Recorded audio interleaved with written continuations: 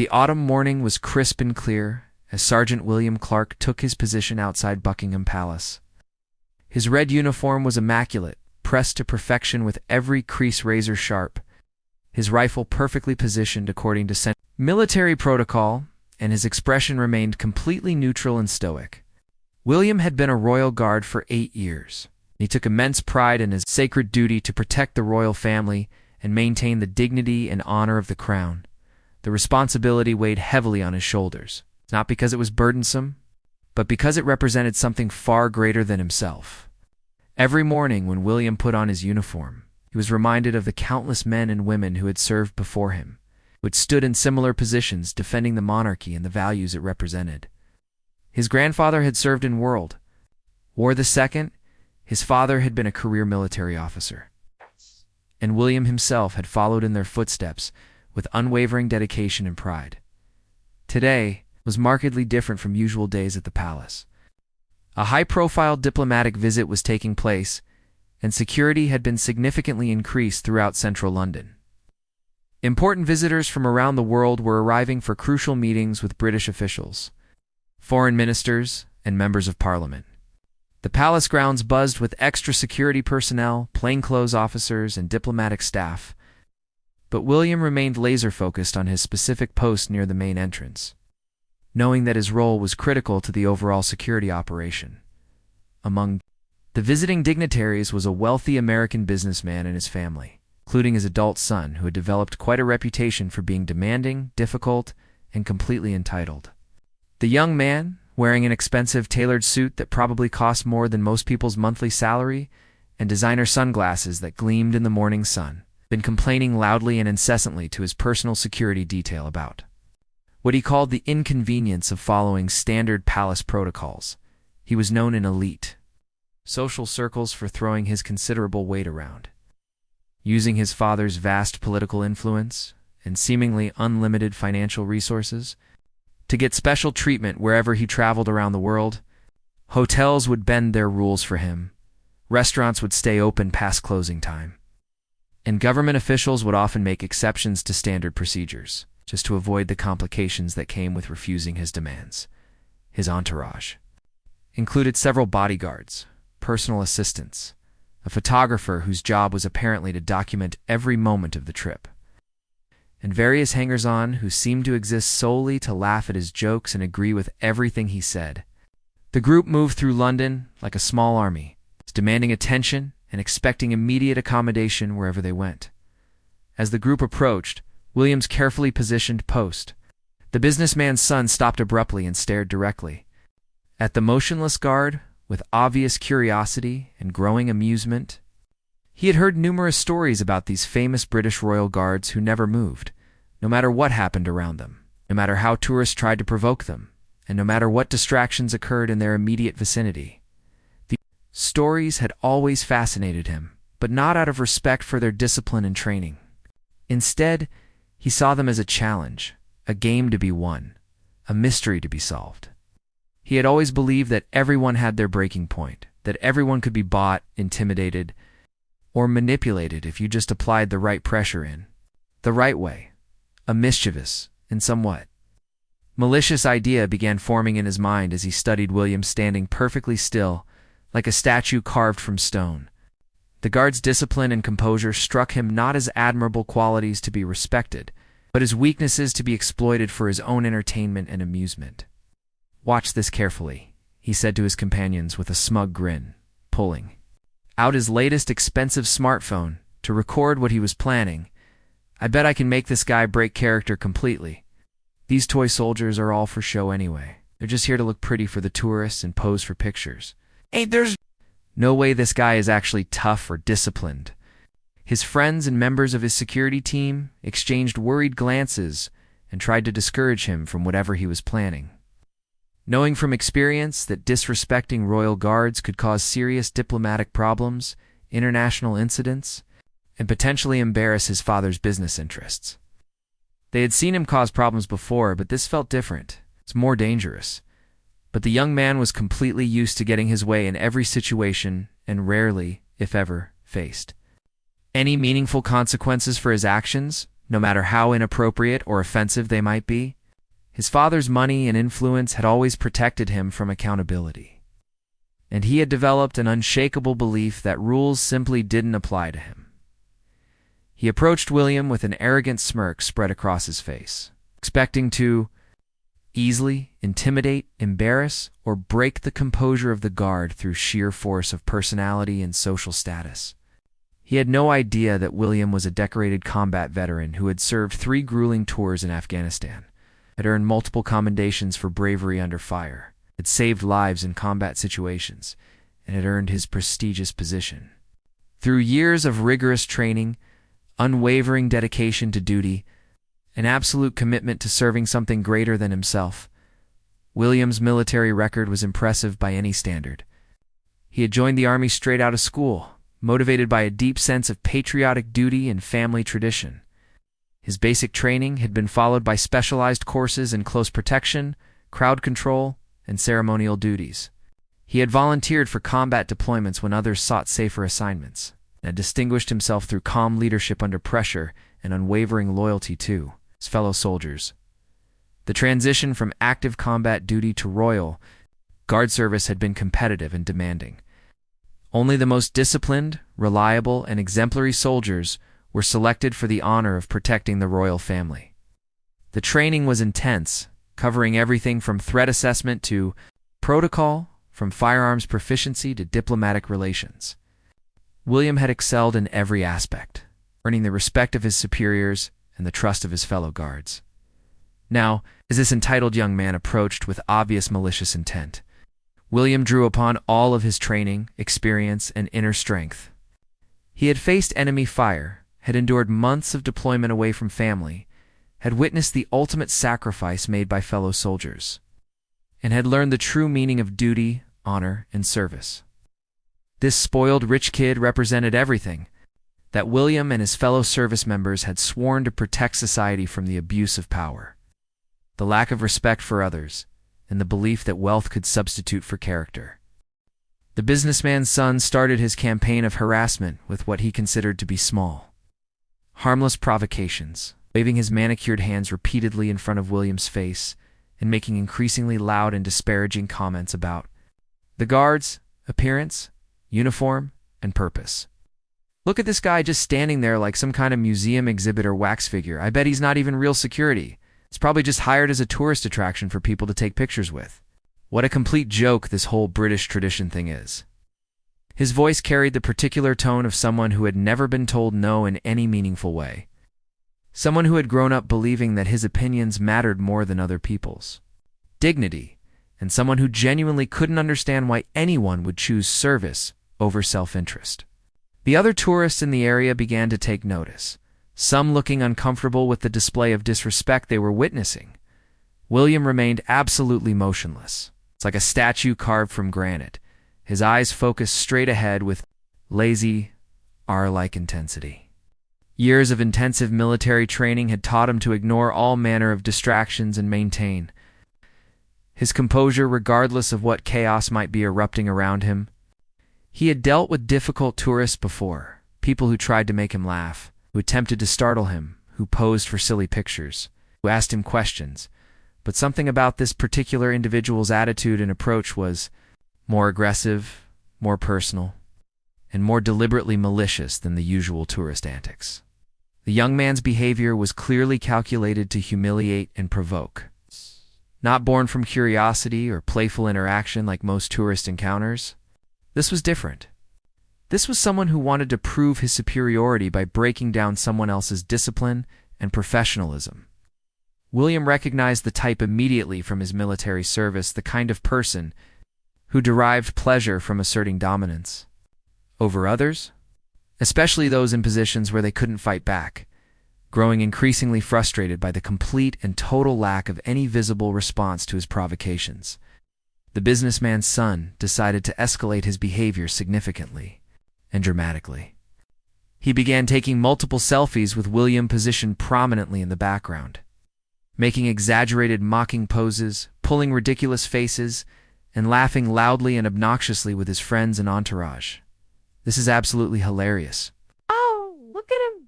He really thinks he's so important and impressive, standing there doing absolutely nothing productive all day long. The spectacle was becoming increasingly uncomfortable for everyone in the vicinity. Other tourists, many of whom had come to London, specifically to see the famous royal guards and learn about British history and traditions, started whispering among themselves about how inappropriate and disrespectful the behavior was becoming. Some began pulling out their own phones to record the confrontation, instinctively sensing that something significant and potentially explosive was developing right before their eyes. Children, who had been excitedly pointing at the colorful uniform and asking their parents questions about the guard's role, now seemed confused and upset by the hostile atmosphere that had developed. Parents began steering their families away from the area, not wanting their children to witness what appeared to be turning into an ugly confrontation. "Hey there, toy soldier boy!"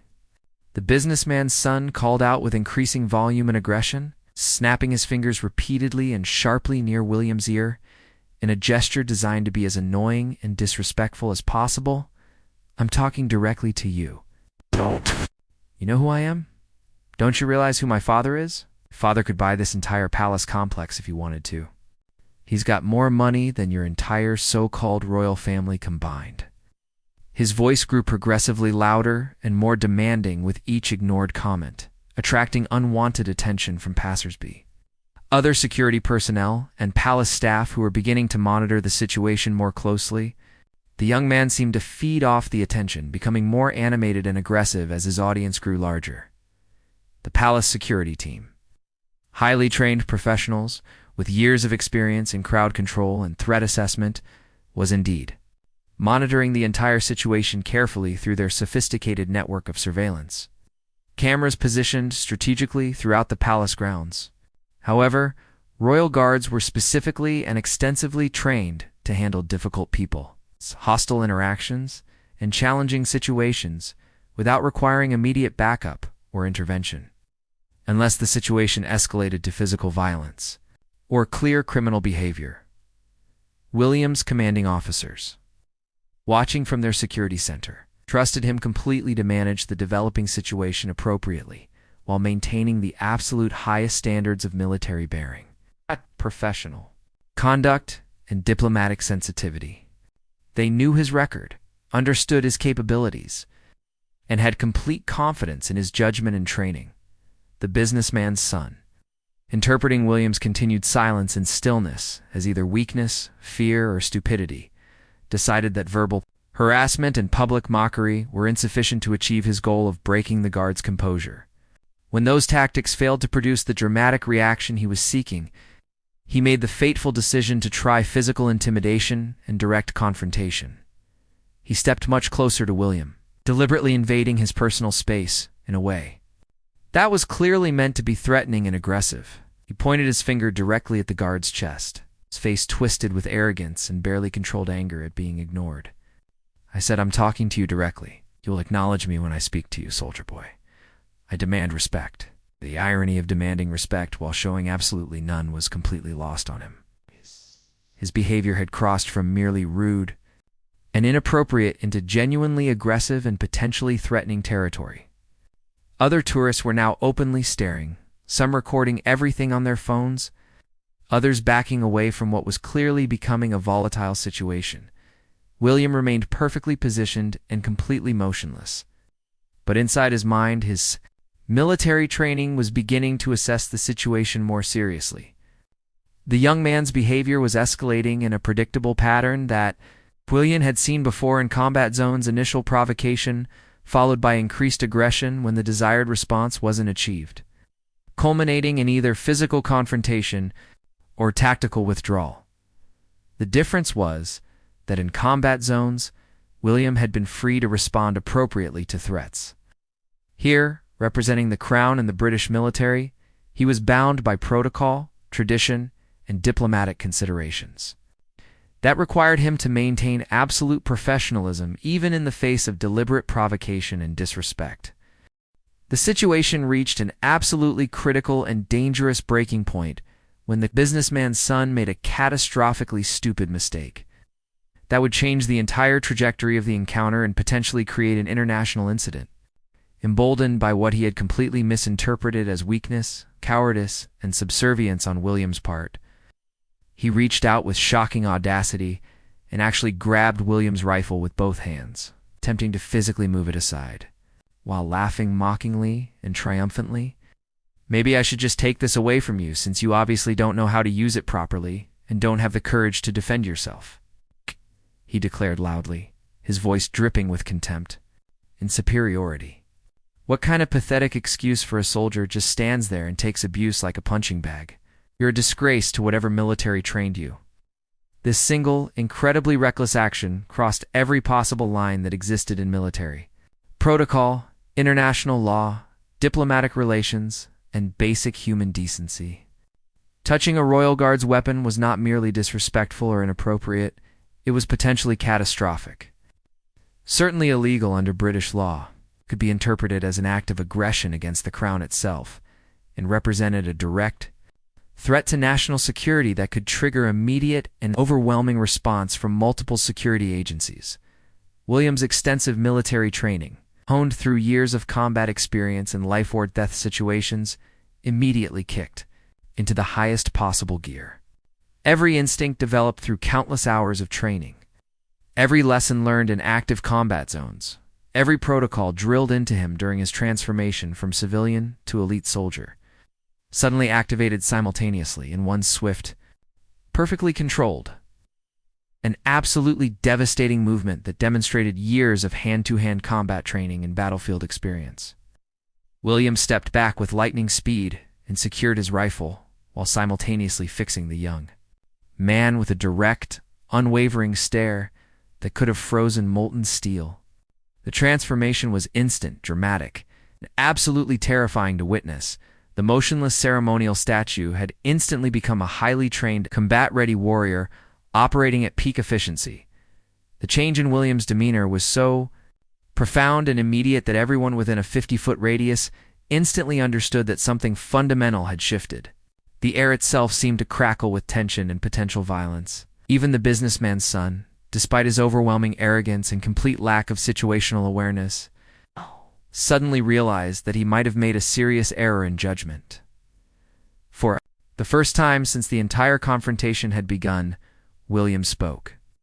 His voice was calm, measured, and completely controlled, but it carried the unmistakable authority of someone who had commanded respect and obedience in genuine life or death situations across multiple combat zones in some of the most dangerous places on Earth. "Sir," William said, with deadly, quiet intensity that made every word carry the weight of absolute finality, "I need you to step back immediately and keep your hands completely away from my weapon and my person. This is not a request." The businessman's son, still riding high on his own sense of invincibility and entitlement, was genuinely shocked that the decorative statue had finally spoken and moved. But his overwhelming arrogance and pathological sense of superiority prevented him from recognizing the true gravity and danger of the situation he had created through his reckless actions. "So you can talk after all. I knew you were just pretending to be some kind of tough guy?" He laughed with obvious delight at having achieved his goal of breaking the guard's silence. "Now that we've established you're just another fake soldier playing dress-up, I want you to step aside immediately so I can get better photos inside the palace grounds. My followers on social media are going to love this," William maintained, his absolutely professional composure, but his voice now carried an edge of hardened steel that made everyone within hearing distance immediately pay the closest possible attention. The tourists who had been casually observing the confrontation suddenly realized they were witnessing something far more serious than a simple disagreement.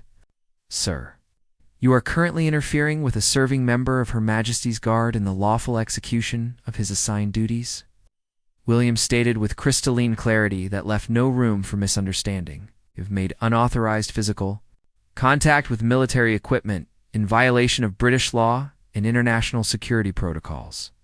I strongly advise you to step back immediately, cease this harassment, and continue with your scheduled tours." The young man's response revealed the full depth of his ignorance and arrogance. He laughed dismissively, waving his hand as if brushing away William's words like annoying insects. "Can't tell me what to do, you pathetic little toy soldier? I have diplomatic immunity.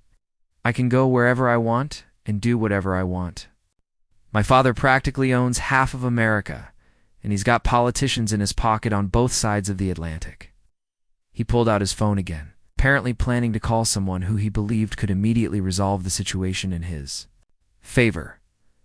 One phone call from me, and you'll be fired from this joke of a job. Do you have any idea how much money my family donates to various causes? How many favors we're owed by important people? William watched this display of entitled ignorance with the same calm assessment he had once used to evaluate enemy positions before combat operations. He recognized the type completely, someone who had never faced real consequences for their actions, never been held accountable for their behavior, never learned the difference between inherited privilege and earned respect. The crowd around them had grown significantly, with tourists, palace staff, and even some off-duty police officers stopping to watch what was clearly becoming a significant confrontation. Many were recording the encounter on their phones, instinctively understanding that they were witnessing something that would likely become news. Palace security personnel were now moving closer, though still maintaining their distance out of respect for Williams's proven ability to handle difficult situations. They were ready to intervene if necessary. But Royal Guard protocols required giving the Guard every opportunity to resolve the situation through proper channels, before escalating to arrest or removal. The businessman's son, completely oblivious to the growing tension and the serious nature of what he had done, continued his verbal assault. I bet you've never even seen real combat, have you? Standing around in a fancy costume, pretending to be important.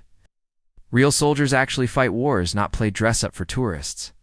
That final insult, questioning William's service and sacrifice, attacking the honor of every soldier who had ever worn the uniform, proved to be the catalyst for a response that nobody present would ever forget. That was the moment when William delivered the response that would leave everyone completely speechless, change the young man's life forever, and become one of the most powerful and widely shared examples of dignity triumphing over arrogance in modern history. He took one carefully measured step forward, his full military bearing now completely evident to everyone present, his posture radiating the kind of authority that could only be earned through genuine service and sacrifice.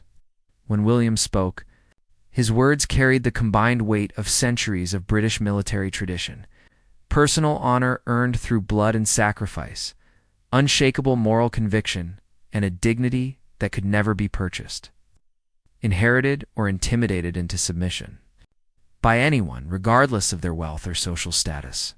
Young man, William began, his voice carrying across the courtyard with perfect clarity and devastating precision.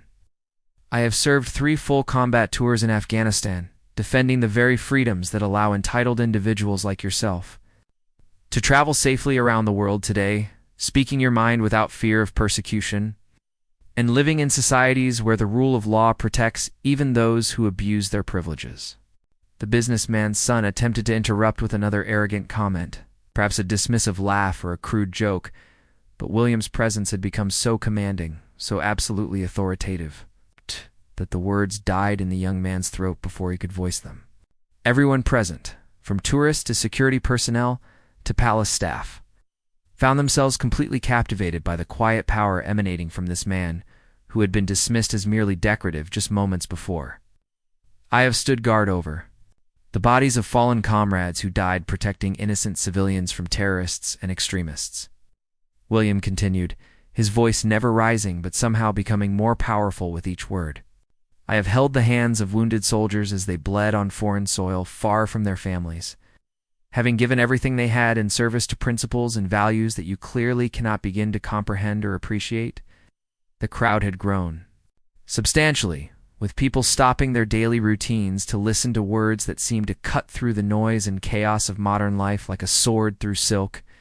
Even busy London traffic seemed quieter, as if the entire city was holding its breath to hear what this royal guard had to say. I have earned the right to wear this uniform through blood, sweat, tears, sacrifice, dedication, an honor that you have never experienced and apparently never will experience, William declared with unshakable conviction. Every thread of this fabric represents lives lost, battles fought, and principles defended. It is not a costume or a prop for your entertainment. William's voice remained steady and completely professional, never descending to the level of personal attack or crude insult. But his message was more devastating than any angry outburst could have been. You believe incorrectly that your father's wealth automatically gives you the right to disrespect those who serve others. You are fundamentally mistaken about how honor, respect, and authority actually work in the real world. The businessman's son stood frozen, his earlier confidence completely evaporated, replaced by something he had never experienced before: genuine shame and the dawning realization that he had severely misjudged both the situation and the man. Standing before him, for the first time in his privileged life, someone was speaking to him with complete honesty about his character. Without fear of his father's influence or concern for potential consequences, money cannot purchase the respect that must be earned through character, integrity, service, and dedication to something far greater than your own selfish desires and immediate gratification. William continued with devastating precision. Wealth cannot buy honor. Inheritance cannot substitute for earned authority. Privilege cannot replace genuine accomplishment. William's words seemed to hang in the air like physical objects, each one carefully chosen and perfectly placed for maximum impact. The other tourists, many of whom had initially been amused by the confrontation, now stood in respectful silence, understanding that they were witnessing something extraordinary and historically significant. I serve Her Majesty the Queen and the people of this nation with honor, dedication, and unwavering commitment, William stated with absolute conviction. I do not serve entitled individuals who confuse inherited privilege with earned authority, who mistake wealth for worth, or who believe that their family's success gives them license to humiliate and disrespect others. The palace security team, monitoring from their control room, watched in professional admiration as one of their own delivered what would later be described by military historians as a masterpiece of controlled response under extreme provocation. William was demonstrating exactly why royal guards were selected from the most elite and disciplined soldiers available. Hey, you have no power over me, William continued with quiet but absolute finality. No influence that matters in this moment, no authority that I am bound to respect, and absolutely no right to demand anything from those who have dedicated their entire lives to duty, service, and the protection of values that make civilization possible. The gathered crowd was now completely silent, with even the most cynical observers recognizing that they were witnessing something profound. Cell phones continued recording, but people seemed to understand instinctively that they needed to preserve this moment. These words, this example of moral courage, standing firm against entitled aggression. Furthermore, William continued with surgical precision. Your disgraceful behavior today reflects poorly not only on yourself personally, but on your country, your family name, and every American citizen who travels abroad as a representative of their nation. True leadership, which you clearly aspire to based on your name-dropping and threats, is demonstrated through showing respect for others, especially those who serve in uniform. William paused for just a moment, allowing his words to sink in completely, before delivering his final, devastating assessment. Today, you have shown neither leadership nor basic human decency. You have revealed yourself to be exactly the kind of person that good soldiers fight to protect society from. Someone who believes that power comes from putting others down rather than lifting them up. The businessman's son's face had gone through several color changes during William's response, from red with anger, to pale with shock, to flushed with embarrassment, and finally settling into an expression that suggested he was genuinely processing what he had heard, perhaps for the first time in his life truly understanding how his behavior appeared to others. William concluded his devastating response with words that would be remembered, quoted, shared, and taught in leadership courses around the entire world for years to come. His final statements carried the weight of absolute moral authority earned through service and sacrifice that the young man before him could never understand or appreciate without fundamentally changing who he was as a person.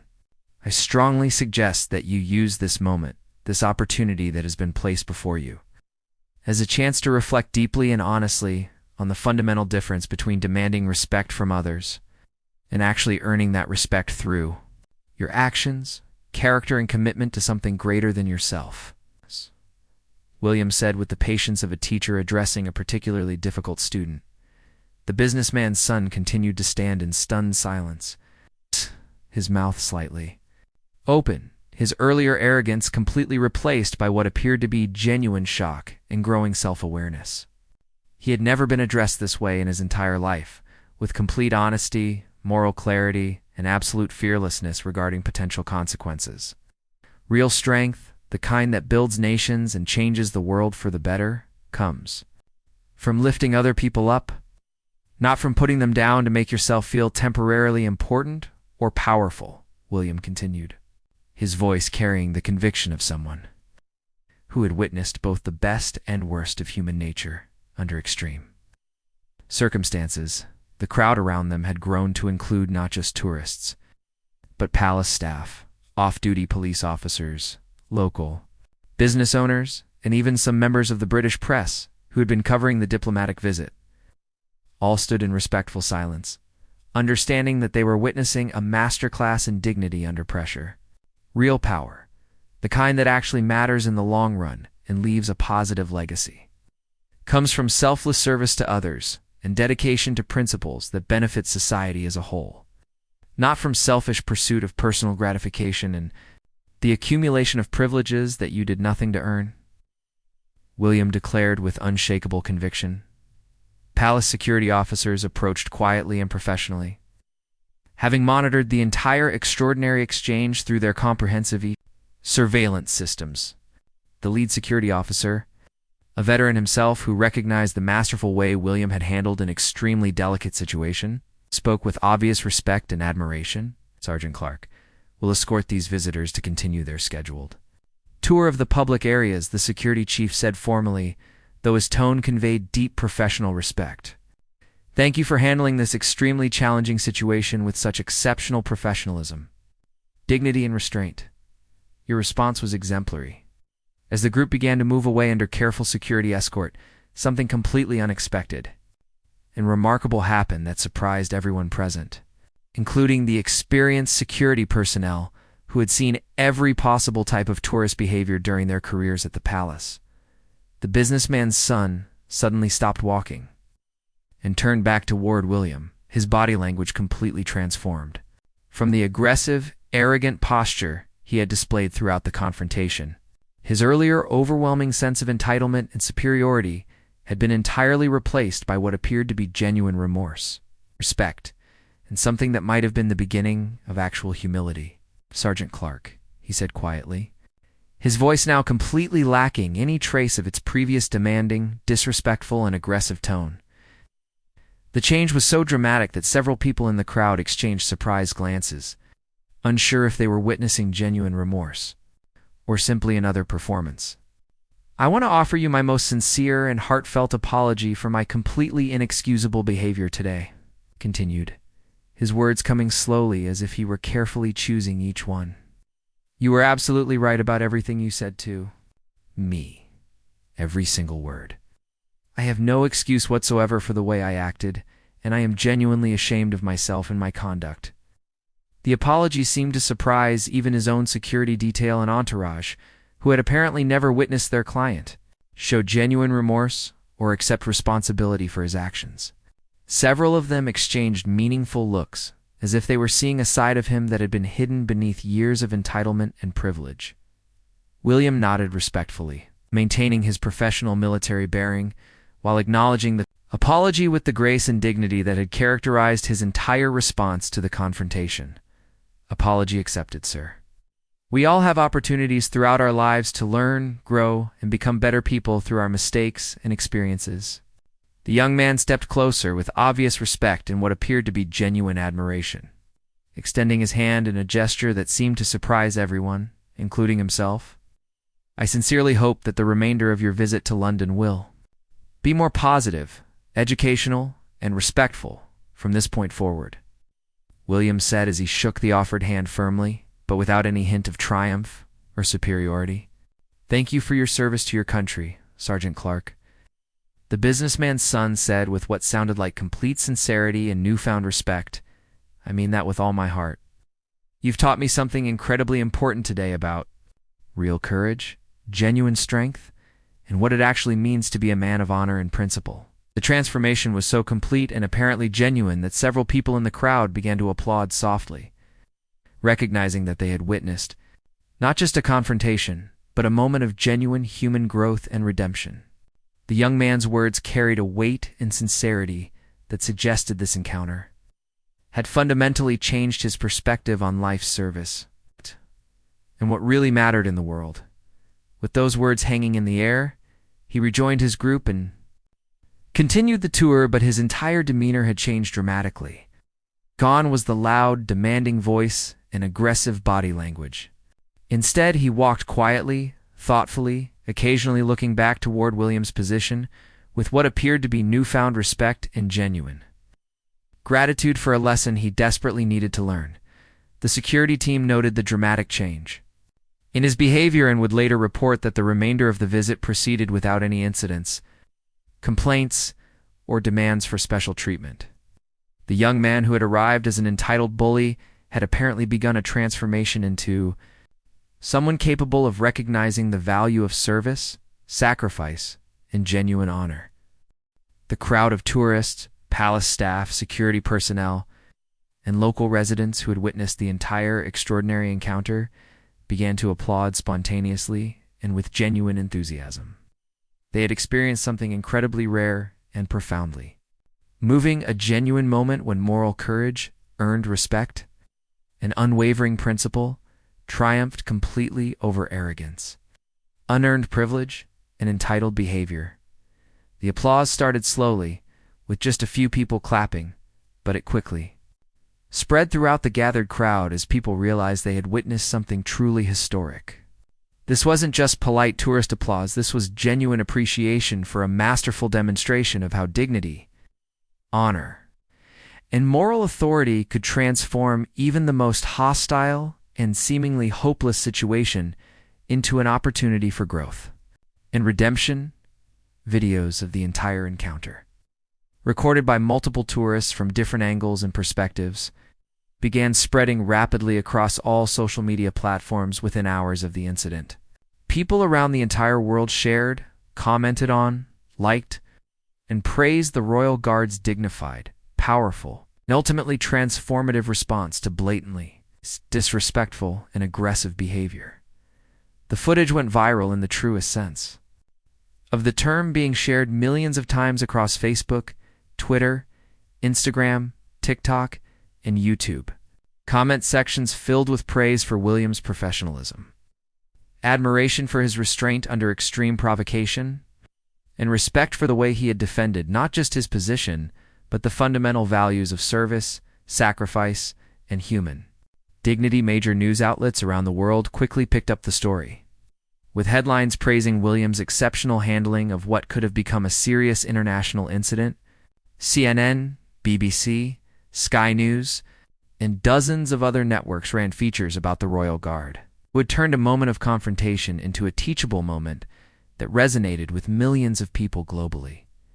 Military analysts and leadership experts were called upon to comment on William's response, with many noting that his handling of the situation should be studied in military academies, diplomatic training programs, and leadership courses as a perfect example of maintaining professionalism and moral authority under extreme pressure. William calmly returned to his perfectly motionless stance, resuming his sacred duties as if nothing extraordinary had happened, though everyone around him knew that something profoundly significant had just occurred.